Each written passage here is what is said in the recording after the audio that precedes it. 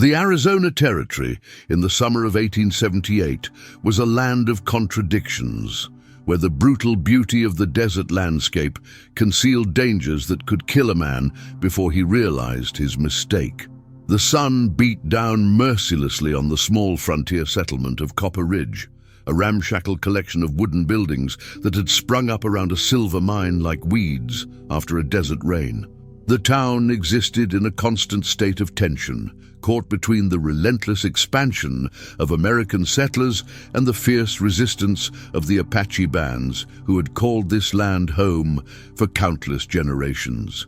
Jacob Morrison stood at the edge of the settlement's main street, his weathered hands shading his eyes as he watched the dust cloud approaching from the east. At 32, Jacob carried himself with the quiet confidence of a man who had survived 15 years on the frontier through a combination of skill, luck, and an intimate understanding of when to fight and when to walk away.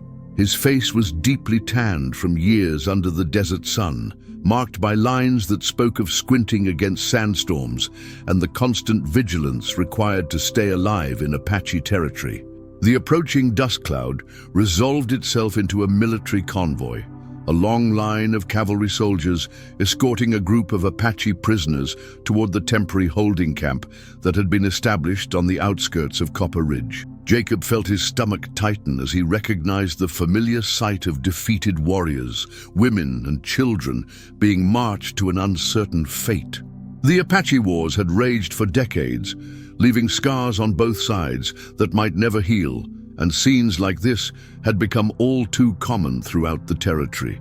Jacob's ranch lay 20 miles north of Copper Ridge, a modest spread where he raised cattle and horses with the help of 2 Mexican vaqueros who had worked for him for the past 5 years. The isolation of ranch life suited Jacob's temperament, but it also meant that he spent most of his time alone, with only his animals and the vast desert landscape for company. The loneliness had grown heavier over the past year, settling into his bones like an ache that no amount of hard work could drive away. The cowboy had come to town for supplies, but also because he craved human contact, even if it was just the brief exchanges with shopkeepers and fellow ranchers that constituted social life in Copper Ridge. Jacob was not a man who made friends easily, his natural reserve and the harsh realities of frontier life having taught him to be cautious about trusting others. However, the complete solitude of his ranch had begun to weigh on him in ways that he was only beginning to acknowledge.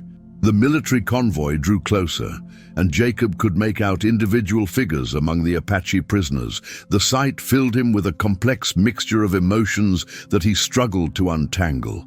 He felt sympathy for the defeated people, understanding what it meant to lose everything and be at the mercy of forces beyond one's control. At the same time, he carried the scars of his own encounters with Apache raiders, memories of friends killed and property destroyed that made it difficult to view any Apache as purely innocent. Captain William Harrison rode at the head of the convoy, his blue uniform dusty from the long journey across the desert. Harrison was a career soldier who had spent most of his adult life fighting various Indian tribes, and his face bore the hard expression of a man who had seen too much violence and death. The captain's relationship with the civilian population of Copper Ridge was cordial but distant, marked by the mutual respect of men who understood the dangers they all faced, but who had different responsibilities in dealing with those dangers. The Apache prisoners walked in a long column between the mounted soldiers, their hands bound with rope and their faces set in expressions of stoic resignation. Among them were warriors whose reputations had once struck fear into the hearts of settlers across the territory, reduced now to the status of captives being marched toward an uncertain future. Women carried children who were too young to walk the long distances, while older children stayed close to their parents, their dark eyes taking in everything around them with the watchful intensity that was characteristic of their people. Jacob's attention was drawn to one particular figure in the column of prisoners, a young woman who walked with a grace and dignity that seemed untouched by her circumstances. She appeared to be in her early 20s, with the classic features of her people and long black hair that had been braided with small pieces of turquoise and silver.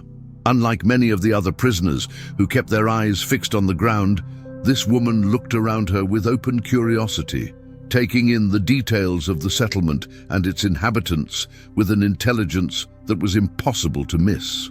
The young Apache woman's clothing marked her as someone of significance within her band. Her buckskin dress was decorated with intricate beadwork that would have taken months to complete, and she wore jewelry that suggested wealth and status within Apache society. However, it was not her appearance that caught Jacob's attention so much as her bearing, the way she carried herself with a pride that captivity had not been able to break. Captain Harrison called a halt to the convoy in the center of Copper Ridge's main street, and the soldiers began the process of organizing the prisoners for their temporary stay in the holding camp.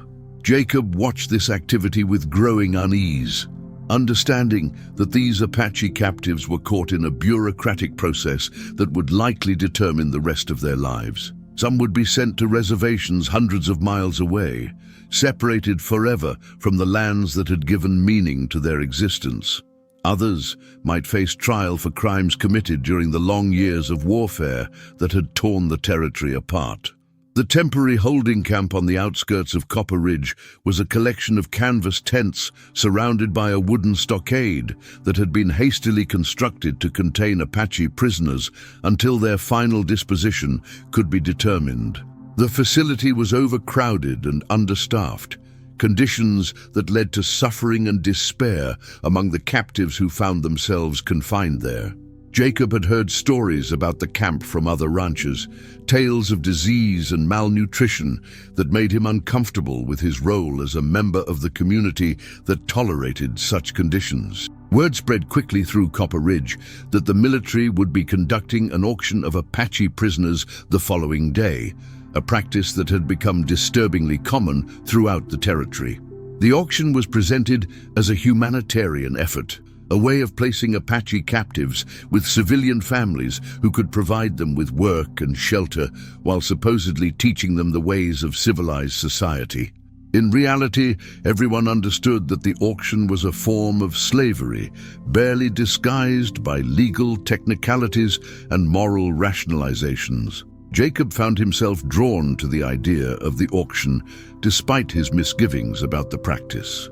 The loneliness of his ranch had become increasingly difficult to bear, and the prospect of having another person around, even under such circumstances, appealed to him in ways that he was reluctant to acknowledge. The cowboy told himself that he could provide a better life for an Apache captive than most of the other potential bidders, that his ranch was isolated enough to offer some measure of peace and freedom that would be impossible in the settlement itself. The evening before the auction, Jacob sat in the Copper Ridge saloon, nursing a whiskey and listening to the conversations of other men who were planning to participate in the bidding. The talk was crude and mercenary, focused on the potential value of Apache labor and the availability of young women who could serve as domestic help or worse. Jacob found himself disgusted by much of what he heard, but he also recognized that his own motivations were not entirely pure, that his interest in the auction was driven by personal needs that he was reluctant to examine too closely. Samuel Garrett, a local merchant who had made a fortune selling supplies to miners and ranchers, held court at one end of the bar, boasting about his plans to acquire several Apache workers for his various business enterprises. Garrett's attitude toward the captives was purely commercial, viewing them as investments that could provide labor and profit with minimal ongoing expense. The merchant's casual cruelty was typical of many settlers who had come to view the Apache as something less than human, obstacles to progress that had finally been removed from the path of civilization. Thomas Bradley, who owned a large ranch east of Copper Ridge, spoke of his need for workers who could handle the harsh conditions of desert ranching. Bradley had employed Apache scouts and laborers in the past, before the current round of hostilities had made such arrangements impossible. His attitude toward the captives was more practical than cruel, but it was still based on a fundamental assumption that Apache people existed primarily to serve the needs of white settlers. Jacob listened to these conversations with growing discomfort, realizing that his own plans to participate in the auction placed him in the same moral category as men whose attitudes he found reprehensible. The cowboy tried to convince himself that his motivations were different, that he would treat an Apache captive with dignity and respect, but he could not escape the fundamental fact that he was planning to purchase another human being for his own convenience and comfort. The auction was scheduled to take place in the town square at noon the following day, with Captain Harrison serving as the auctioneer and the proceeds going to support the costs of maintaining the holding camp.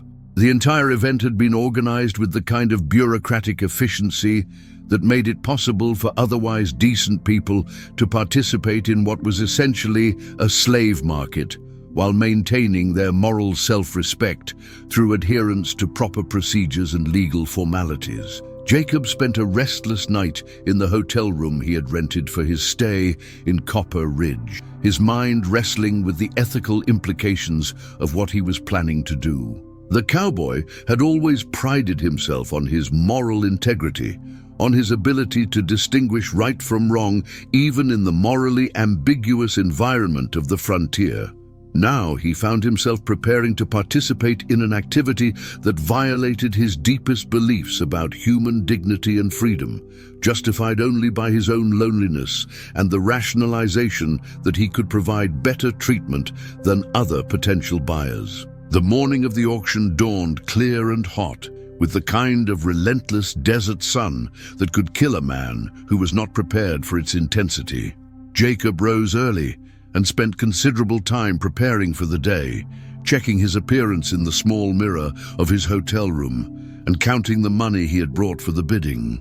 The cowboy had saved nearly $300 over the past 2 years, a substantial sum that represented his careful management of ranch profits and his ascetic lifestyle. The town square of Copper Ridge filled with potential bidders and curious onlookers as the hour of the auction approached. Jacob recognized most of the men who had gathered, fellow ranchers and businessmen who saw the Apache captives as opportunities to acquire cheap labor or satisfy other needs that they preferred not to discuss openly. The atmosphere was festive in a way that made Jacob's stomach turn, as if the community was celebrating a holiday rather than participating in the sale of human beings. Captain Harrison arrived precisely at noon, accompanied by a detail of soldiers who would maintain order during the proceedings. The captain's face showed no emotion as he surveyed the crowd of potential bidders, his professional demeanor concealing whatever personal feelings he might have had about the task he was required to perform. Harrison had conducted similar auctions throughout the territory, and the practice had become routine for him, just another administrative duty in the endless bureaucracy of military service. The Apache prisoners were brought from the holding camp under heavy guard, their faces showing a mixture of fear, resignation, and barely contained rage. The captives had been cleaned and dressed in simple clothing provided by the military, an attempt to make them more presentable to potential buyers while stripping away the cultural markers that might remind the bidders of their humanity. The young woman who had caught Jacob's attention the previous day was among the prisoners, her bearing still proud, despite the circumstances that had reduced her to the status of property to be sold. Captain Harrison began the auction with a brief speech about the humanitarian nature of the proceedings, explaining that the purpose was to place Apache captives with civilian families who could provide them with work, shelter, and education in the ways of civilized society. The captain's words were carefully chosen to provide moral cover for what everyone understood to be a slave auction, creating a veneer of respectability that allowed the participants to maintain their self-respect while engaging in activities that they would have condemned in other contexts. The first captives to be auctioned were older Apache men, warriors who had fought against the army for years before their final capture. The bidding for these men was spirited but practical, focused on their potential value as laborers who could handle the demanding physical work required by ranches and mining operations. Jacob watched this process with growing disgust, seeing proud warriors reduced to livestock being evaluated for their capacity to generate profit for their new owners. Samuel Garrett successfully bid on 2 Apache men, paying a total of $150 for captives who would work in his warehouses and help with the loading and unloading of supply wagons. The merchant's satisfaction with his purchases was evident in his broad smile, and the congratulations he received from other businessmen who appreciated his sharp eye for profitable investments.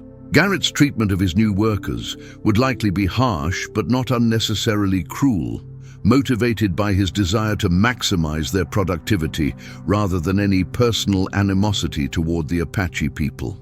Thomas Bradley acquired an Apache family consisting of a man, woman, and 2 teenage children, paying $200 for workers who could help with all aspects of ranch operations. Bradley's bid was motivated by practical considerations rather than humanitarian impulses, but his reputation suggested that he would treat his new workers fairly as long as they performed their duties satisfactorily. The Apache family accepted their fate with stoic resignation, understanding that their situation could have been much worse given the alternatives available to them. As the auction progressed, Jacob found himself increasingly focused on the young Apache woman who had captured his attention. She stood among the remaining prisoners with a dignity that seemed untouched by her circumstances, her dark eyes taking in everything around her with an intelligence that was impossible to miss. The cowboy knew that several other men were also interested in bidding on her, and he began to calculate how much he would be willing to spend to ensure that she came to his ranch, rather than falling into the hands of someone who might treat her badly. The bidding for the young Apache woman began at $25, a sum that reflected both her youth and the additional value that female captives commanded in a society where women were scarce and domestic help was difficult to find. Jacob entered the bidding cautiously, raising his hand to indicate a bid of $30, while trying to gauge the level of interest from other potential buyers. The cowboy was determined to acquire the young woman, but he also understood the importance of not revealing the depth of his desire to avoid driving up the price unnecessarily. Samuel Garrett immediately raised the bid to $40, his interest clearly motivated by the commercial possibilities represented by an attractive young Apache woman. The merchant's plans for his potential purchase were not stated explicitly, but his reputation and the knowing looks exchanged by other men in the crowd left little doubt about his intentions. Jacob felt his anger rising as he contemplated the fate that awaited the young woman if she fell into Garrett's hands, and he raised his own bid to $50 with more determination than caution. Thomas Bradley entered the bidding at $60, explaining to those around him that his wife had been asking for help with domestic duties and that an Apache woman could be trained to assist with cooking, cleaning, and other household tasks. Bradley's motivation appeared to be genuinely practical rather than exploitative, but Jacob was not willing to take chances with the young woman's welfare. The cowboy raised his bid to $75, a sum that represented a significant portion of his available funds, but which he was prepared to pay to ensure the Apache woman's safety. The bidding continued to escalate as more men recognized the unique qualities of the young Apache woman and decided that they wanted to acquire her for themselves. Marcus Webb, a saloon owner known for his rough treatment of employees, bid $80, while making crude comments about the entertainment value that an Apache woman might provide for his customers. Jacob's anger flared at Webb's obvious intentions, and he raised his bid to $100 with a force that made several other bidders reconsider their participation in the auction. Captain Harrison called for higher bids with the mechanical efficiency of a man who had conducted too many such auctions, his voice showing no emotion as he orchestrated the sale of a human being as if she were livestock or mining equipment. The captain's professional detachment was probably a psychological necessity, a way of protecting himself from the moral implications of what he was required to do as part of his military duties. Harrison had learned to focus on procedures and regulations rather than the human cost of the policies he was ordered to implement. Samuel Garrett raised his bid to $125, his commercial instincts overriding any moral qualms he might have had about the nature of the transaction. The merchant's determination to acquire the young Apache woman was driven by his calculation of her potential value as both a worker and an attraction for his various business enterprises. Garrett's plans for his purchase were not stated explicitly, but his reputation left little doubt that the young woman would face a future of exploitation and abuse if she became his property. Jacob felt his heart racing as the bidding continued to escalate beyond what he had initially planned to spend.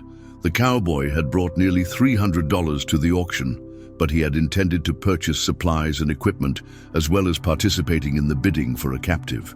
Now, faced with the possibility that the young Apache woman might fall into the hands of men who would abuse her, Jacob found himself prepared to spend whatever was necessary to ensure her safety, even if it meant returning to his ranch with empty pockets.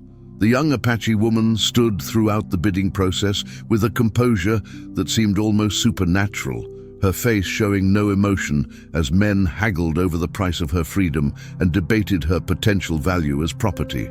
Jacob wondered what she was thinking as she listened to the auction, whether she understood enough English to follow the proceedings or whether the meaning was clear regardless of language barriers. The cowboy found himself hoping that she could not comprehend the full extent of what was happening, that some measure of ignorance might protect her from the psychological trauma of being sold like livestock. Marcus Webb raised his bid to $150, his persistence motivated by his vision of the profits that could be generated by forcing an attractive Apache woman to work in his saloon. Webb's establishment was known throughout Copper Ridge as a place where women were treated as commodities rather than human beings, and his acquisition of the Apache captive would likely result in a life of degradation and abuse that Jacob could not bear to contemplate. The cowboy raised his own bid to $175, his voice carrying a note of desperation that he tried to conceal. Thomas Bradley withdrew from the bidding at this point, explaining that his wife would not approve of spending so much money on domestic help when they could hire Mexican women for much less. Bradley's practical approach to the auction was typical of many ranchers who viewed Apache captives as potentially valuable workers, but who were not willing to pay premium prices when other options were available. The ranchers' withdrawal from the bidding reduced the competition, but also meant that Jacob was now facing his most dangerous rivals without the buffer of a more benevolent alternative. Samuel Garrett's bid of $200 represented a significant escalation in the auction, a sum that reflected his determination to acquire the young Apache woman regardless of the cost. The merchant's persistence was driven by his calculation that the investment would pay for itself many times over through the profits that could be generated by exploiting his purchase. Garrett's treatment of employees was notoriously harsh, and his acquisition of an Apache captive who had no legal protections would likely result in conditions that amounted to slavery in all but name. Jacob felt sweat beading on his forehead as he considered his response to Garrett's latest bid. The cowboy had never spent $200 on anything other than land or livestock, and the sum represented more than half of his available funds. However, the thought of the young Apache woman falling into Garrett's hands filled Jacob with a rage that overcame his natural caution about money. The cowboy raised his bid to $225, his voice steady despite the internal turmoil he was experiencing. Marcus Webb's bid of $250 brought gasps from the crowd, as the sum was far higher than anyone had expected the auction to reach. Webb's determination to acquire the Apache woman was clearly motivated by more than simple business considerations, and his willingness to pay such a premium price suggested plans that made Jacob's stomach turn with revulsion. The saloon owner's reputation for cruelty was well established, and his acquisition of a captive who had no legal recourse would likely result in suffering that Jacob could not allow himself to contemplate. The cowboy's response was immediate and decisive. His bid of $275 representing nearly all of his available funds, but also his absolute determination to prevent the young Apache woman from falling into Webb's hands. Jacob's voice carried a note of finality that made it clear he was prepared to spend whatever was necessary to win the auction, regardless of the financial consequences for his ranch operations. The crowd fell silent as they realized that they were witnessing something more than a simple commercial transaction, that the bidding had become a moral contest between men with very different ideas about how the Apache captive should be treated. Samuel Garrett hesitated before making his next bid, his commercial instincts warring with his recognition that the auction had reached a level that threatened to eliminate any potential profit from the investment. The merchant's calculation of costs and benefits was complicated by his realization that Jacob Morrison was prepared to spend far more than any rational business plan would justify, suggesting motivations that went beyond simple economic considerations. Garrett's bid of $300 was made with visible reluctance, a recognition that he was approaching the limits of what he could afford to pay. Jacob's heart sank as he heard Garrett's latest bid, understanding that he had reached the absolute limit of his financial resources. The cowboy had brought exactly $300 to the auction, and Garrett's bid meant that he would need to find additional funds if he hoped to continue bidding. Jacob looked around the crowd desperately, wondering if he could borrow money from other ranchers or convince someone to extend him credit. But the expressions on the faces around him suggested that such arrangements would not be possible on short notice. The young Apache woman's fate hung in the balance as Jacob wrestled with his financial limitations and his moral convictions. The cowboy knew that he could not bear to watch her become the property of Samuel Garrett, whose treatment of workers was notorious throughout the territory. However, he also understood that bidding money he did not have would create problems that could destroy his ranch and his reputation in the community.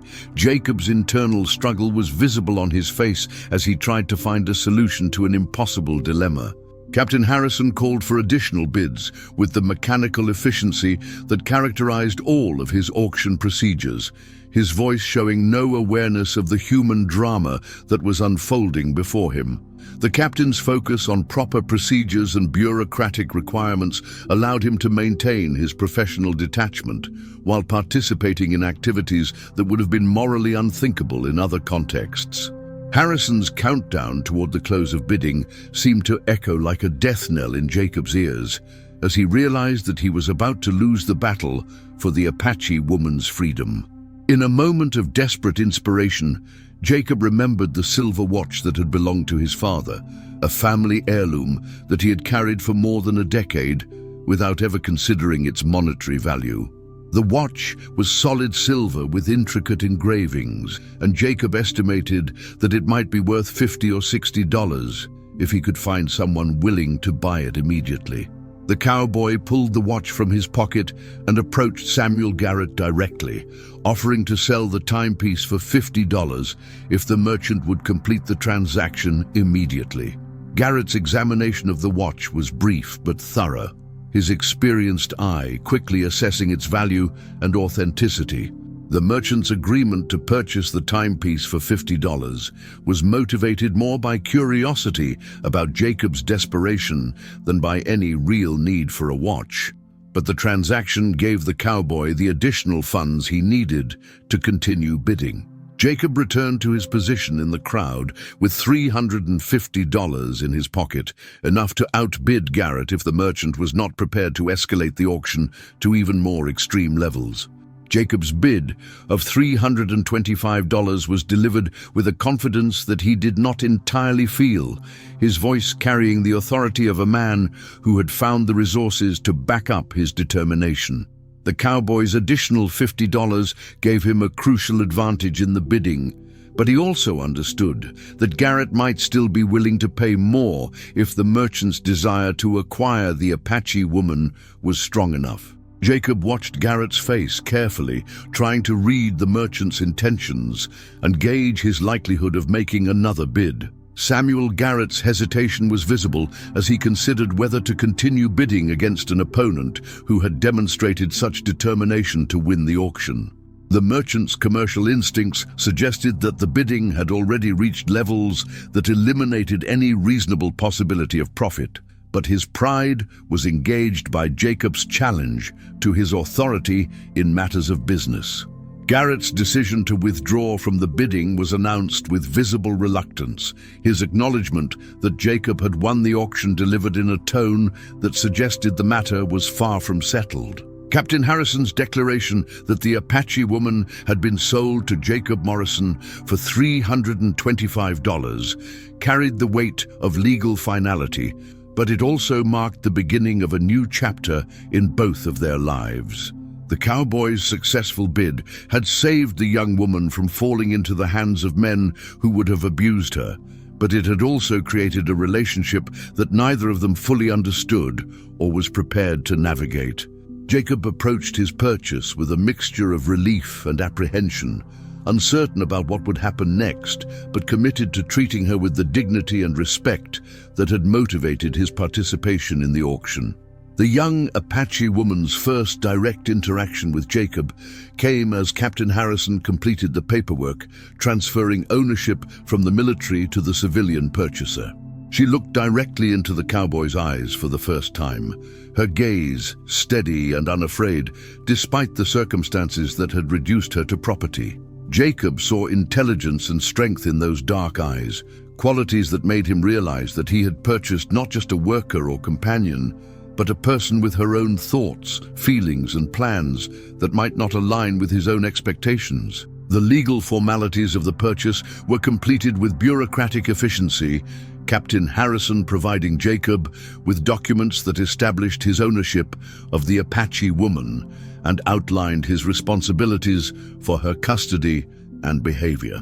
The papers reduced a human being to property in the most literal sense, creating a legal relationship that Jacob found deeply uncomfortable despite his voluntary participation in creating it. The cowboy accepted the documents with reluctance, understanding that they represented both the young woman's salvation and her continued captivity. Jacob's first words to his purchase were carefully chosen, an attempt to establish a tone of respect and dignity that would differentiate his treatment of her from what she might have experienced with other buyers. The cowboy introduced himself and explained that they would be traveling to his ranch, where she would be expected to help with domestic duties, but would also be treated as a member of his household rather than simply as property. Jacob's explanation was delivered in simple English, supplemented by gestures, his uncertainty about her language skills making communication difficult but not impossible. The young Apache woman's response to Jacob's introduction was measured and cautious, her acknowledgement of his words carrying no gratitude or enthusiasm, but also no open hostility. She told him that her name was Ayana, a word that she explained meant eternal blossom in her own language, though she doubted that he would be able to pronounce it correctly. Ayana's English was better than Jacob had expected, suggesting an education or exposure to white culture that raised questions about her background and the circumstances that had led to her capture. The journey from Copper Ridge to Jacob's ranch would take most of the day, traveling across desert terrain that was both beautiful and dangerous. The cowboy had brought a spare horse for his purchase, understanding that walking such a distance in the desert heat would be both cruel and impractical. Ayana's reaction to the horse was one of obvious pleasure, her first genuine smile since Jacob had first seen her, revealing a warmth and humanity that the auction process had obscured. As they prepared to leave Copper Ridge, Jacob felt the weight of the decision he had made, settling on his shoulders like a physical burden. The cowboy had spent most of his available funds to purchase another human being, creating a relationship that he did not fully understand and taking on responsibilities that he was not entirely prepared to meet. However, he also felt a sense of satisfaction in knowing that he had prevented Ayana from falling into the hands of men who would have treated her badly, even if he was uncertain about what would happen next. Ayana mounted the horse with a grace that spoke of years of experience, her natural skill making it clear that she had grown up around horses and was comfortable with riding across difficult terrain. The young woman's competence was reassuring to Jacob, who had worried about her ability to handle the journey to his ranch, but it also raised additional questions about her background and the life she had lived before her capture. The cowboy found himself curious about Ayana's story, but he also understood that such questions would need to wait until they had established a more comfortable relationship. The ride out of Copper Ridge was conducted in silence, both Jacob and Ayana lost in their own thoughts about the dramatic changes that the day had brought to their lives. The cowboy reflected on the impulsive decision that had led him to spend nearly all of his money on purchasing another human being, wondering whether his actions had been motivated by genuine compassion or simply by loneliness and the desire for companionship. Ayana's thoughts were hidden behind the stoic expression that seemed to be her natural defense against a world that had suddenly become hostile and unpredictable. The desert landscape around them was harsh, but undeniably beautiful, with towering saguaro cacti and distant mountains creating a vista that had the power to inspire awe, even in people who were facing personal crises. Jacob had always found comfort in the vastness of the desert, the way it put human problems into perspective by demonstrating the insignificance of individual concerns in the face of geological time and natural forces. He hoped that Ayana might also find some peace in the landscape, though he understood that her relationship with this land was fundamentally different from his own. As they rode toward Jacob's ranch, both the cowboy and his purchased companion were beginning a journey that would test their assumptions about each other and challenge their ability to create a relationship based on mutual respect rather than legal ownership. Neither of them fully understood what lay ahead, but both were committed to making the best of circumstances that neither had chosen. The desert stretched before them like a blank page, ready to be written with whatever story they would create together. Chapter 2: Unexpected Revelations. The sun was beginning its descent toward the western horizon when Jacob Morrison's ranch came into view, emerging from the desert landscape like a mirage that had finally solidified into reality. The modest collection of buildings sat in a natural basin surrounded by low hills that provided some protection from the harsh desert winds, with a reliable spring that had made the location attractive to Jacob when he first claimed the land 7 years earlier.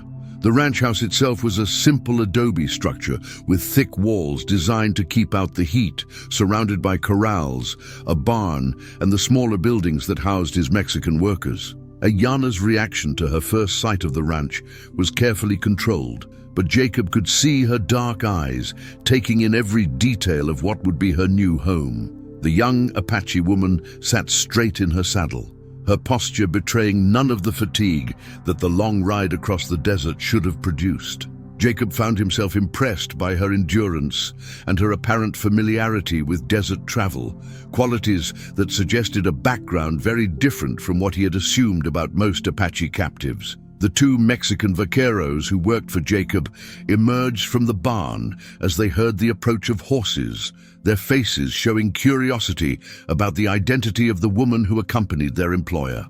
Carlos Mendoza and his nephew Miguel had been with Jacob for 5 years, having fled Mexico after a dispute with local authorities that they preferred not to discuss in detail. Both men were skilled horsemen and cattlemen who had proven their loyalty to Jacob through years of hard work and dangerous service in Apache territory. Carlos approached Jacob with the easy familiarity of a trusted employee, his weathered face breaking into a smile of welcome before his expression became more serious as he noticed Ayana. The older vaquero had lived in the borderlands long enough to recognize the signs of recent captivity, and his eyes showed a mixture of sympathy and concern as he studied the young Apache woman. Carlos spoke to Jacob in rapid Spanish, asking questions about where she had come from and what her status would be on the ranch. Jacob's response to Carlos was delivered in the halting Spanish that he had learned during his years of working with Mexican cowboys. His explanation of the day's events, simplified but honest, about the circumstances that had brought Ayana to the ranch. The cowboy could see the disapproval in Carlos's eyes as he described the auction in Copper Ridge, but he also detected a grudging understanding of the loneliness that had motivated Jacob's decision to participate in such an morally questionable event. Ayana listened to the exchange between Jacob and Carlos with obvious interest, her knowledge of Spanish apparently sufficient to follow most of their conversation. The young woman's linguistic abilities continued to surprise Jacob, who had assumed that Apache captives would have limited exposure to languages other than their own. Her understanding of both English and Spanish suggested an education or background that was far more complex than he had initially realized. Miguel Mendoza remained silent during the initial greetings, but his eyes never left Ayana's face as he studied her with the intense curiosity of a young man who had seen few women during his time at the isolated ranch. At 22, Miguel was closer to Ayana's age than either Jacob or his uncle, and his interest in the Apache woman was clearly more than professional. Jacob noticed Miguel's attention and felt a stab of something that might have been jealousy, a reaction that surprised him with its intensity and immediacy. The ranch house was larger than it appeared from the outside, with 3 rooms that included a main living area, Jacob's bedroom, and a smaller room that had been used for storage but could be converted into quarters for Ayana. The interior was spartanly furnished, but clean and well-maintained, reflecting Jacob's practical approach to domestic life and his lack of female companionship to soften the harsh edges of frontier living. The thick adobe walls kept the interior cool even during the hottest part of the day, and the small windows provided protection from both the elements and potential attackers. Jacob showed Ayana through the house with the awkward formality of a man who had not entertained guests in years. His explanations of the various rooms and their purposes delivered in the stilted tone of someone who was uncertain about how to proceed. The cowboy had purchased Ayana impulsively, driven by loneliness and a desire to prevent her from falling into worse hands, but he had given little thought to the practical arrangements that would be necessary once they reached his ranch. Ayana's inspection of her new surroundings was thorough and methodical, her eyes taking in details that Jacob might have missed despite his years of living in the house. She examined the construction of the walls, tested the latches on the windows, and noted the locations of exits with the careful attention of someone who was assessing both opportunities and potential dangers. Her behavior suggested a level of strategic thinking that impressed Jacob, while also making him slightly uncomfortable about her possible plans. The smaller room that Jacob had designated as Ayana's quarters was sparsely furnished with a simple bed, a wooden chest for personal belongings, and a small table that could serve as a desk or workspace. The room had a single window that looked out toward the corrals and provided a view of anyone approaching the ranch house, a feature that Ayana noted with obvious approval. Jacob had placed a basin and pitcher for washing on the table, along with a few pieces of clothing that he had purchased in Copper Ridge before the auction.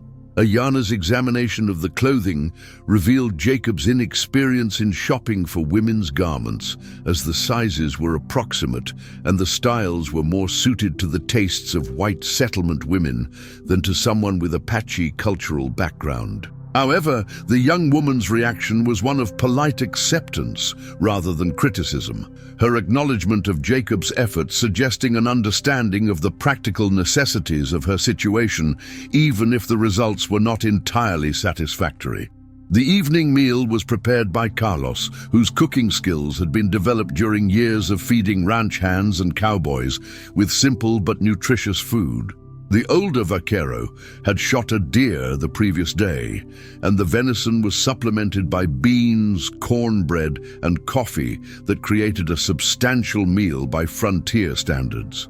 The four people gathered around Jacob's table represented a microcosm of the cultural complexity that characterized the Arizona territory, with Anglo, Mexican, and Apache traditions all represented in a single room.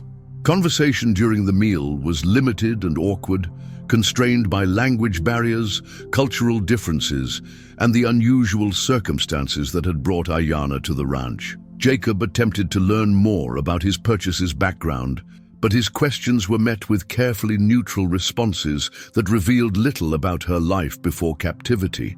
Ayanna seemed willing to answer direct questions about practical matters, but deflected any inquiries that touched on more personal subjects. Carlos and Miguel spoke quietly to each other in Spanish. Their conversation focused on the practical implications of having an Apache woman living at the ranch. The older vaquero expressed concerns about the potential dangers that Ayanna's presence might create, particularly if her band attempted to rescue her or if hostile Apache groups learned of her location. Miguel's responses revealed his fascination with their new housemate, but also his uncle's warnings about the complications that could arise from romantic involvement with an Apache captive. Ayanna's understanding of the Spanish conversation was evident in her reactions to various comments, though she maintained the pretense of not following their discussion.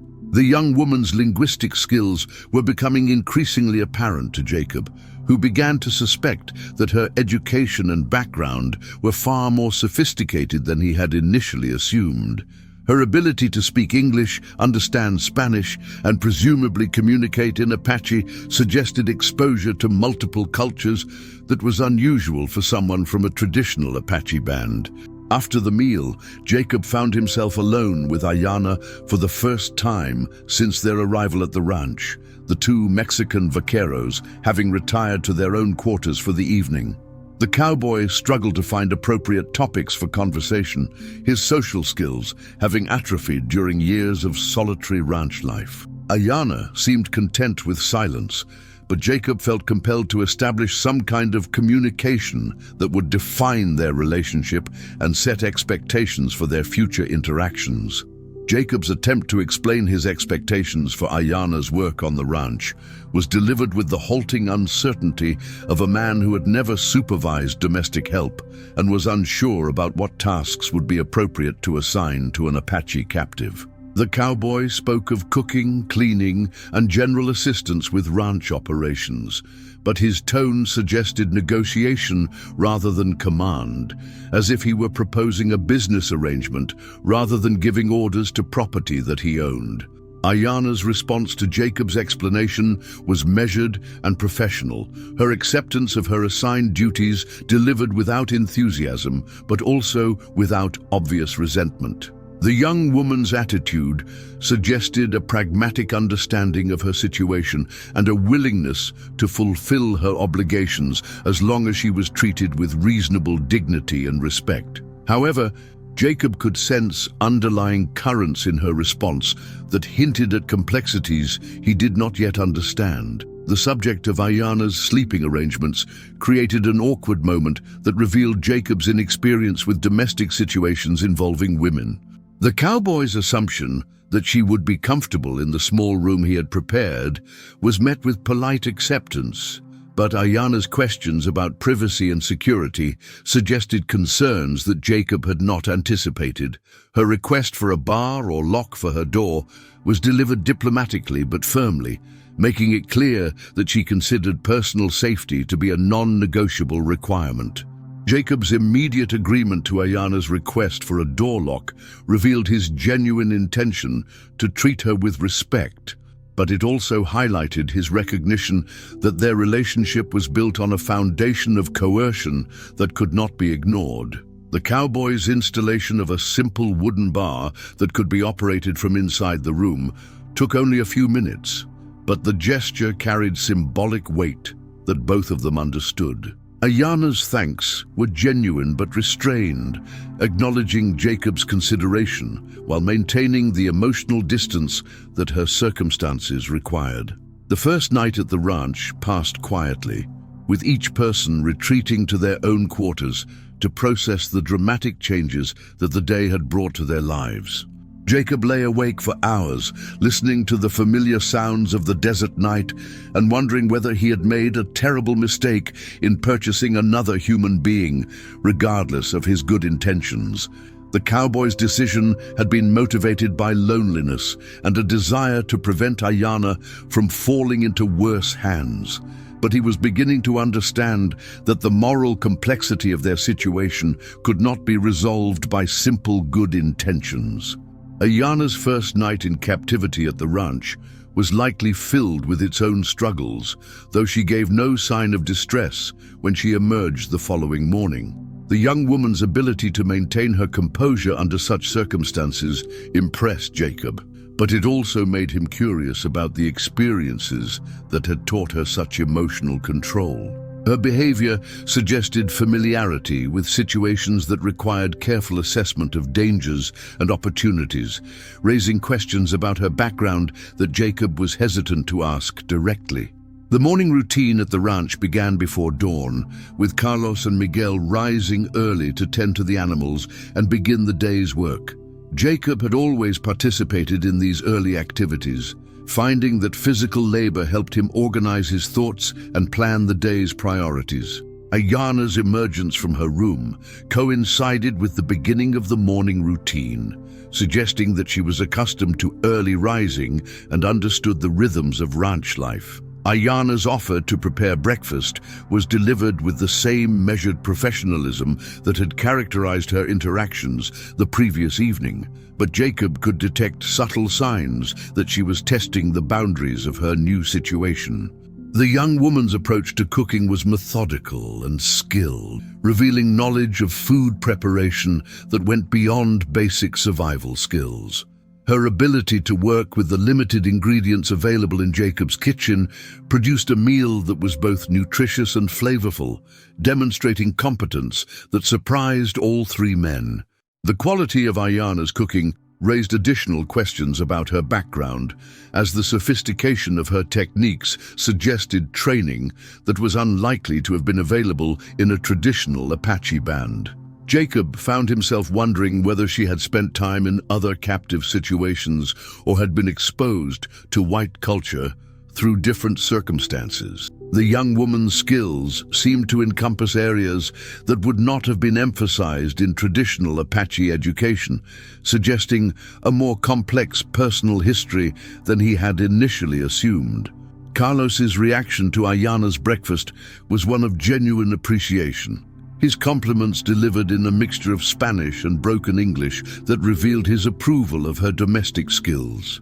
The older vaquero's attitude toward their Apache housemate had shifted from suspicion to cautious acceptance, though Jacob could see that Carlos remained concerned about the potential complications that her presence might create. Miguel's enthusiasm for Ayana's cooking was more obvious and less restrained, his appreciation extending beyond the quality of the food to include obvious admiration for the cook herself. The assignment of daily tasks at the ranch required careful negotiation between Jacob's desire to keep Ayana occupied and his uncertainty about what responsibilities would be appropriate for an Apache captive. The cowboy's suggestions were delivered as requests rather than commands, his tone reflecting his discomfort with the power dynamic that legally defined their relationship.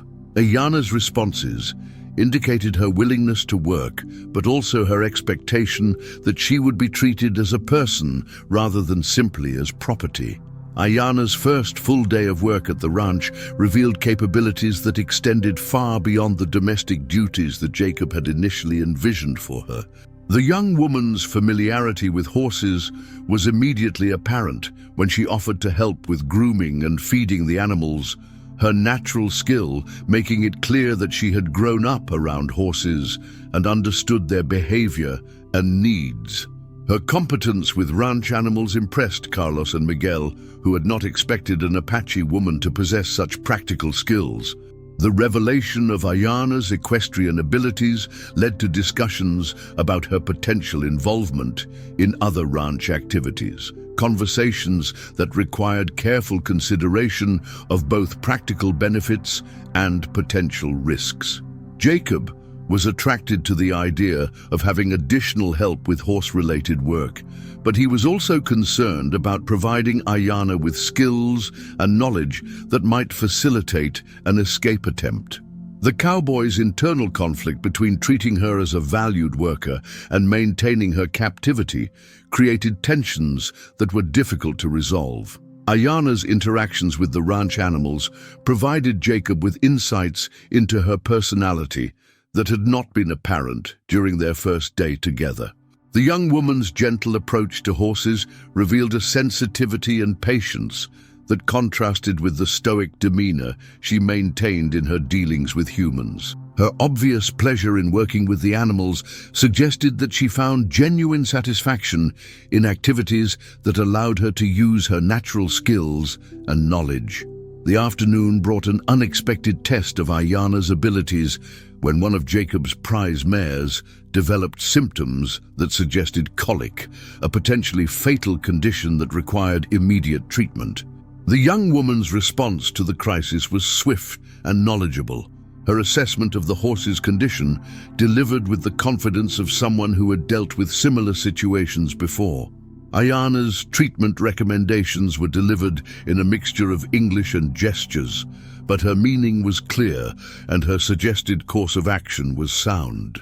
Jacob's decision to follow Ayana's advice about treating the sick mare represented a significant shift in their relationship, moving from a dynamic where she was expected to take orders to one where her expertise was valued and respected. The young woman's success in treating the horse created a foundation of professional respect that transcended the legal arrangements that had brought her to the ranch. Carlos and Miguel's witnessing of Ayana's veterinary skills added to her credibility and established her as a valuable member of the ranch team. The successful treatment of the mare led to conversations about Ayana's background and training, discussions that revealed fragments of her personal history without providing a complete picture of her life before captivity. The young woman acknowledged that she had learned about horse care from her father, who had been known among their band for his ability to heal sick animals. Her references to her family were brief and carefully controlled, but they provided Jacob with his first real insights into the person behind the stoic facade. Ayana's mention of her father opened a door to discussions about Apache culture and traditions, conversations that proved to be educational for Jacob and the two Mexican vaqueros. The young woman's explanations of Apache approaches to animal care revealed sophisticated knowledge that had been developed over generations of living in close relationship with horses and other livestock. Her willingness to share this information suggested a growing comfort with her situation, though Jacob suspected that she was being selective about what she chose to reveal. The evening of Ayana's second day at the ranch brought the first hints of the complexities that would define their evolving relationship. Jacob found himself looking forward to conversations with someone who could challenge his assumptions and provide perspectives that were entirely different from his own experience. The cowboy's initial motivation for purchasing Ayana had been loneliness and a desire for companionship, but he was beginning to understand that she might offer intellectual stimulation that he had not anticipated. Ayana's questions about ranch operations revealed an analytical mind that was interested in understanding the broader context of the work she was being asked to perform. The young woman's inquiries about cattle breeding, land management, and business operations demonstrated intelligence that went far beyond what Jacob had expected from an Apache captive. Her ability to grasp complex concepts quickly and ask insightful follow-up questions suggested educational experiences that were not typical of traditional Apache upbringing. The discovery of Ayana's intellectual capabilities created new challenges for Jacob as he tried to define their relationship and establish appropriate boundaries. The cowboy had purchased her as property, but her obvious intelligence and skills made it increasingly difficult to maintain that perspective. Jacob found himself treating Ayana more as a business partner than as a captive, a development that complicated his understanding of their legal and moral relationship. Miguel's growing fascination with Ayana was becoming increasingly obvious, despite his uncle's warnings about the complications that could arise from romantic involvement with an Apache captive. The young vaquero's attention to their housemate was evident in his eagerness to help with her work, his attempts to engage her in conversation, and his obvious pleasure in her company. Ayana's response to Miguel's interest was polite but carefully neutral, suggesting an awareness of the potential complications such a relationship might create. Carlos's concerns about Miguel's attraction to Ayana led to increasingly heated discussions between the uncle and nephew, conversations that were conducted in rapid Spanish, but whose general content was obvious to anyone who observed their body language and emotional intensity. The older vaquero understood the dangers that could arise from romantic complications in their isolated situation, particularly involving a woman whose legal status was ambiguous and whose cultural background was so different from their own. Jacob's own feelings about Ayana were becoming increasingly complex as he spent more time in her company and learned more about her capabilities and personality. The cowboy had initially been motivated by loneliness and a desire for companionship, but he was beginning to feel an attraction that went beyond simple friendship or working relationship. Jacob's growing interest in Ayana created internal conflicts between his role as her owner and his desire to treat her as an equal. The third evening at the ranch brought a conversation that would fundamentally alter Jacob's understanding of Ayana's background and the circumstances that had led to her captivity. The discussion began innocuously enough, with Jacob asking about her knowledge of the local terrain and her familiarity with water sources in the surrounding desert. Ayana's responses revealed an intimate knowledge of the landscape that could only have come from years of travel and exploration throughout the region. Ayana's casual reference to places that were hundreds of miles from Copper Ridge suggested a mobility and range of experience that was unusual for Apache women, who traditionally remained closer to their band's established territory. The young woman's descriptions of distant mountains, hidden springs, and secret trails revealed knowledge that would be valuable to traders, military units, or anyone else who needed to travel safely through Apache territory. Jacob began to suspect that Ayana's background was far more complex and significant than he had initially realized. The conversation took a dramatic turn when Ayana mentioned her familiarity with the canyon systems that provided natural fortresses for Apache bands throughout the territory. Her detailed knowledge of these defensive positions suggested personal experience with military tactics and strategic planning that would not have been typical for most Apache women. Jacob's growing suspicion that Ayana was not simply a captured civilian was confirmed when she casually referenced battle sites and military engagements with the kind of specific knowledge that could only come from direct participation. Ayana's revelation that she had been present at several major battles between Apache warriors and U.S. military forces fundamentally changed Jacob's understanding of who she was and why she had been captured. The young woman's matter-of-fact description of her role in these conflicts revealed that she was not a random captive, but rather someone who had been specifically targeted for capture because of her knowledge and strategic value. Her presence at the auction in Copper Ridge had not been accidental, but rather the result of careful military planning to remove a valuable intelligence asset from Apache hands. Jacob's realization that he had purchased not just an Apache woman, but rather someone who had been actively involved in military operations against white settlers, created a crisis of understanding that challenged everything he thought he knew about their relationship. The cowboy found himself wondering whether Ayana's apparent cooperation and growing friendliness were genuine, or whether she was pursuing some hidden agenda that he was too naive to recognize. The possibility that he had brought a dangerous enemy into his home and his confidence created anxieties that he struggled to process.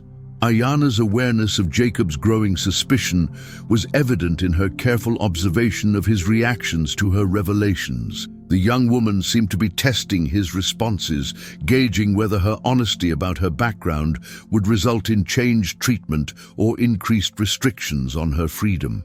Her willingness to reveal information that could be damaging to her suggested either remarkable trust in Jacob's character or confidence in her ability to handle whatever consequences might arise from her disclosure. The implications of Ayana's military background extended beyond Jacob's personal concerns to include potential dangers for everyone at the ranch. If Apache warriors were aware of her location and decided to attempt a rescue, the isolated ranch could become a battlefield that would endanger Carlos, Miguel, and Jacob himself. The cowboy's decision to purchase Ayana had been motivated by humanitarian concerns, but it might have inadvertently placed all of them in mortal danger. Carlos's reaction to learning about Ayana's military background was one of alarm, mixed with grudging respect for her honesty in revealing information that could have remained hidden. The older vaquero understood the strategic implications of harboring someone who had been actively involved in Apache military operations, and his concerns about potential rescue attempts or retaliation became more urgent. Carlos suggested that they should consider returning Ayana to the military authorities before her presence at the ranch created dangers that they were not equipped to handle. Miguel's response to the revelations about Ayana's background was more complex, combining concern about potential dangers with admiration for her courage and military experience. The young vaquero's romantic interest in their Apache housemate was not diminished by learning about her warrior background, but rather seemed to be enhanced by the recognition that she was someone of exceptional capability and courage. Miguel's attitude created additional tensions with his uncle, who viewed the young man's continued fascination with Ayana as increasingly dangerous and impractical. Jacob's decision about how to respond to Ayana's revelations would determine not only their future relationship, but also the safety and security of everyone at the ranch. The cowboy's initial impulse was to trust her honesty and continue treating her as a valued member of their small community, but he also understood the rational arguments for increased caution or even returning her to military custody. The choice between following his instincts and accepting the practical advice of others created internal conflicts that Jacob struggled to resolve. The conversation about Ayana's military background led to discussions about the broader conflict between Apache bands and white settlers, topics that revealed the complexity of the situation in the Arizona Territory.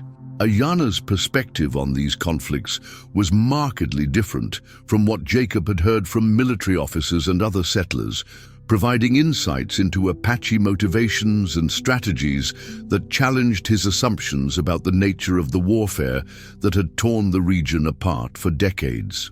Ayana's descriptions of Apache life before the intensification of conflicts with white settlers painted a picture of a sophisticated culture that had been systematically destroyed by the expansion of American settlement.